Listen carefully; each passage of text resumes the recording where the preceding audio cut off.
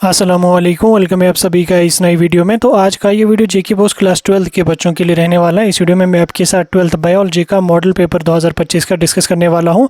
Paper कैसा आ जाएगा, zoology से कैसा आ जाएगा, बॉटनी से कैसा आ जाएगा, उसी को इस वीडियो में हम डिस्कस करेंगे। इससे पहले कुछ सब्जेक्ट्स के हमने अपलोड करें और आने वाले दिनों में आपको बाकी सब्जेक्ट्स का भी देखने को मिलेगा, आर्ट्स और कॉमर्स स्ट्रीम के। इसलिए आप हमारे चैनल के साथ जुड़े रहना, चैनल को सब्सक्राइब करके व्हाट्सएप और टेलीग्राम ग्रुप ज्वाइन करके रख लेना। लिंक डिस्क्रिप्शन में आपको मिल जाएगी।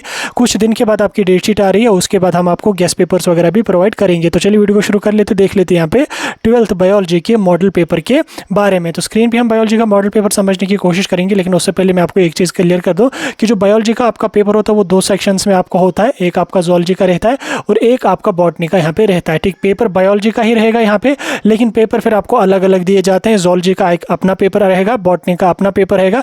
35 मार्क्स आपको जूलॉजी से आ जाएंगे और 35 मार्क्स आपको बॉटनी से आ जाएंगे। दोनों को मिला के आपको पास करना है। ऐसा नहीं है कि आपको जूलॉजी अलग से पास करनी है, बॉटनी अलग से पास करनी है। दोनों को मिला के अगर किसी बच्चे का, जैसे फॉर एग्जाम्पल हम मान के चलते हैं, रफली मान के चलते हैं, आपका बायोलॉजी का पेपर 70 मार्क्स का होगा, जिसमें 35 आपके जूलॉजी के होंगे, 35 आपके यहाँ पे बॉटनी के होंगे। इसमें अगर आपके 24 मार्क्स पास है, अगर किसी बच्चे को जूलॉजी से ही ये 24 मार्क्स आ जाते हैं तो वो पास है। किसी के अगर बॉटनी से ही आ जाते हैं तो वो पास है।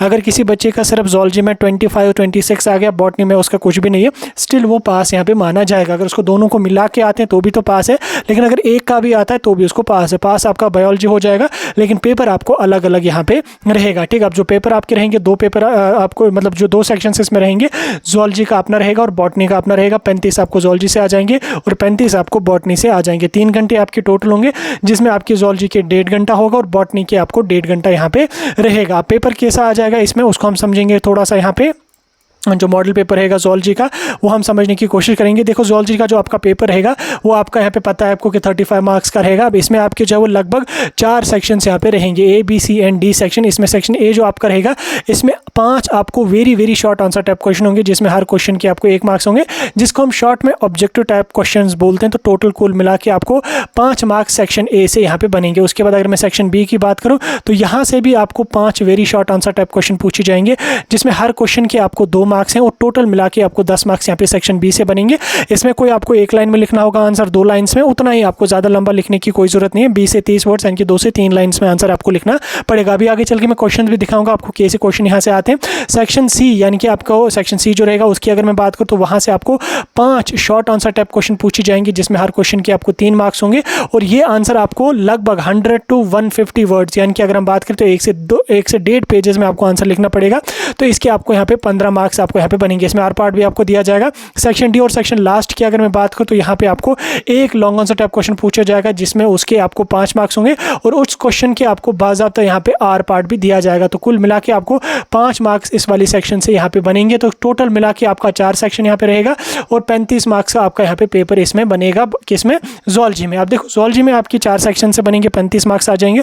अब इसमें किस किस टाइप के क्वेश्चन आपको पूछे जाएंगे, किस किस लेवल के क्वेश्चन पूछे जाएंगे। देखो, जो ऑब्जेक्टिव टाइप क्वेश्चन आपके होते हैं, अगर आपने जो है वो रिविजन्स अच्छी तरह से किए हैं, अगर आपने थोड़ा सा अच्छी तरह से पढ़ा है, तो आपको मैं लिख के देता हूं कि प्रैक्टिस जो आपके ऑब्जेक्टिव टाइप क्वेश्चन है, इनमें से आपको कोई भी मार्क्स यहाँ पे छूटने वाला नहीं है। आप जो ऑब्जेक्टिव टाइप आपके 5 क्वेश्चन होंगे, इसमें कैसे कैसे क्वेश्चन आपको बनेंगे। जैसे यहाँ पे क्वेश्चन नंबर 1 है आपका, एक्रोसोम्स इन स्पर्म इज मॉडिफाइड। क्या गोल्गी कम्प्लेक्स है, एंडोप्लाज्मिक रेटिकुलम है, या माइटोकॉन्ड्रिया है, या यहाँ पे वैक्यूल्स है? तो कौन सा ऑप्शन सही रहेगा वो आप यहाँ पे टिक करेंगे। उसके बाद यहाँ पे Turner syndrome is represented by genotype. ठीक, यहाँ पे 4 जीनोटाइप्स हैं, इनमें आपको बोलना कि कौन सा यहाँ पे इसको टर्नर सिंड्रोम को रिप्रेजेंट यहाँ पे करता है। उसके बाद आप ये देख सकते हैं यहाँ पे, which are the following is known as bleeders disorder. जैसे सिकल सेल एनीमिया है, नाइट ब्लाइंडनेस है, यहाँ पे हेमोफीलिया है। तो इस तरह आपको बोलना कि कौन सा यहाँ पे किसको ब्लीडर्स डिजीज यहाँ पे कहा जाता है। ठीक, तो ब्लीडर डिजीज किसको कहा जाता है, तो आप जो है वो इसको ईजी अटेम्प्ट यहाँ पे कर सकते हैं। टोटल 5 क्वेश्चन होंगे,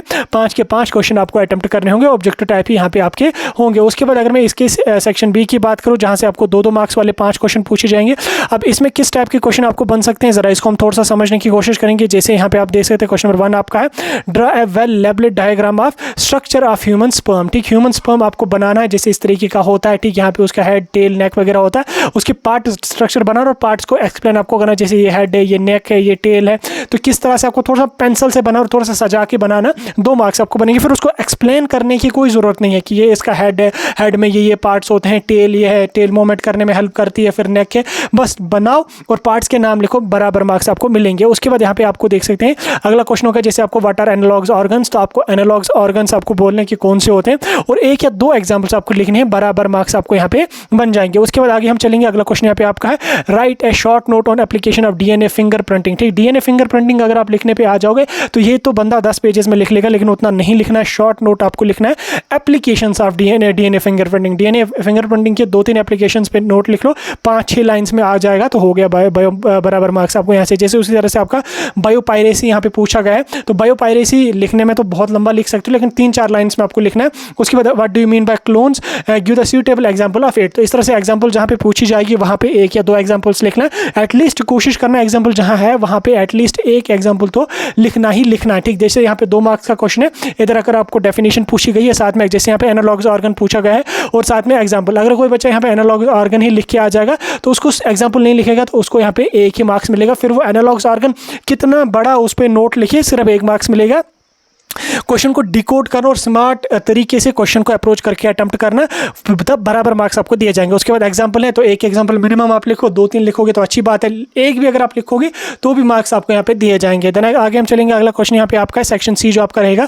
सेक्शन सी में भी आपको जब वो 5 क्वेश्चन यहाँ पे पूछे जाएंगे तो इसमें आपको सभी के सभी क्वेश्चन यहाँ पे अटेम्प्ट करने होंगे ही होंगे। ठीक, इसमें कोई आर पार्ट नहीं होगा, सभी क्वेश्चन अटेम्प्ट करेंगे। जैसे आप यहाँ पे देख सकते हैं डिफाइन द, जैसे यहाँ पे polyspermy and differentiate between first block and slow block polyspermy, तो सभी क्वेश्चंस को आपको एक्सप्लेन लगभग 1 से 2 पेजेस में आपको करना पड़ेगा। उसके बाद write brief note on adaptive radiation, तो एडेप्टिव रेडिएशन पे आपको एक नोट यहाँ पे लिखने को बोला जाएगा, तो वो आप यहाँ पे लिखेंगे अपने अकॉर्डिंग। ठीक, तो इस तरह से आपका यहाँ पे इसमें रहेगा। 1 मिनट इसको मैं थोड़ा सा ठीक करके चलता हूँ। यहाँ पे इसमें आपको यहाँ पे जो है इस तरह से आपको यहाँ पे लिखना पड़ेगा। ठीक, इसमें जो 5 क्वेश्चंस आपको दिए गए हैं, मैं ये बोलना आपको भूल गया, सेक्शन सी से जो 5 क्वेश्चंस हैं इनमें से आपको सिर्फ 3 क्वेश्चन ही अटेम्प्ट करना है। इस चीज़ को करेक्ट कर लो, 3 क्वेश्चंस को अटेम्प्ट करेंगे और आपको यहाँ पे हर क्वेश्चन के 5 मार्क्स मिलेंगे और कुल मिला के आपको 15 मार्क्स आपको सेक्शन सी से यहाँ से ईजिली यहाँ पे बन जाएंगे। ठीक, कोई बड़ा उतना कहानी लिखने की जरूरत नहीं। उसके बाद सेक्शन डी और सेक्शन लास्ट आपका रहेगा लॉन्ग आंसर टाइप क्वेश्चन का। इसमें आपको 2 क्वेश्चन होंगे, एक कोई क्वेश्चन अटेम्प्ट कर लो,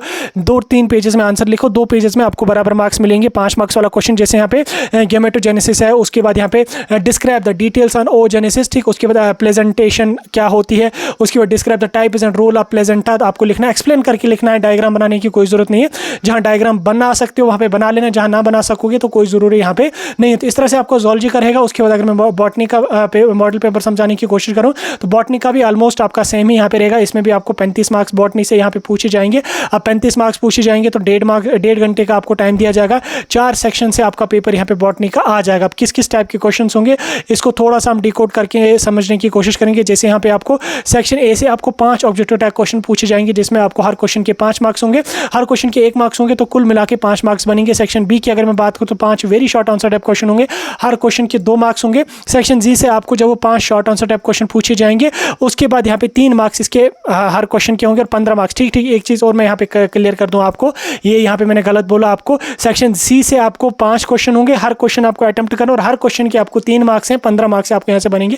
आर पार्ट इसमें आपको नहीं दिया जाएगा और सेम यहाँ पे भी आपको आर पार्ट नहीं दिया जाएगा। प्लीज़ इस चीज़ को यहाँ पे करेक्ट कर लेना। तो इसमें आपको कोई भी आर पार्ट नहीं होगा। आर पार्ट आपको सिर्फ सेक्शन डी में दिया जाएगा, जहाँ पे आपको 2 बड़े क्वेश्चन पूछे जाएंगे, 2 में से 1 क्वेश्चन अटेम्प्ट कर लो, 5 मार्क्स आपको बनेंगे। अब सेक्शन ए की अगर मैं बात करूँ, जहाँ से आपको 5 ऑब्जेक्टिव टाइप क्वेश्चन पूछे जाएंगे, किस टाइप यहाँ पे आपके होंगे इसको देखें। जैसे यहाँ पे आपका फ्रूट्स है, pericarp and flash, pericarp and seed, उसके बाद यहाँ पे पेरिकार्प, मीजोकार्प, एंडोकार्प, उसके बाद पेरिकार्प या ओव्यूल है, तो क्या कुछ होता है वो लिखेंगे आप। Dash it incompatibility prevents cross pollination. उसके बाद यहाँ पे nitrogen base not found DNA is in not found DNA is कैडनिन है, थाइमिन है, यूरासिल है, ग्वानिन है, तो जो भी होगा वो लिखेंगे। उसके बाद ecosystem was coined by term, ecosystem किसने दी थी, आप लिखेंगे इसको। नेक्स्ट सेक्शन बी जो आपका रहेगा 2-2 मार्क्स वाले क्वेश्चन होंगे। जैसे आप यहाँ पे देख सकते डिफरेंशिएट बिटवीन ऑटोगोमी एंड जेटोगेमी, तो इसमें आपको जब वो 2-3 लाइंस में लिखना होगा। बायो फर्टिलाइजेशन पूछा गया है।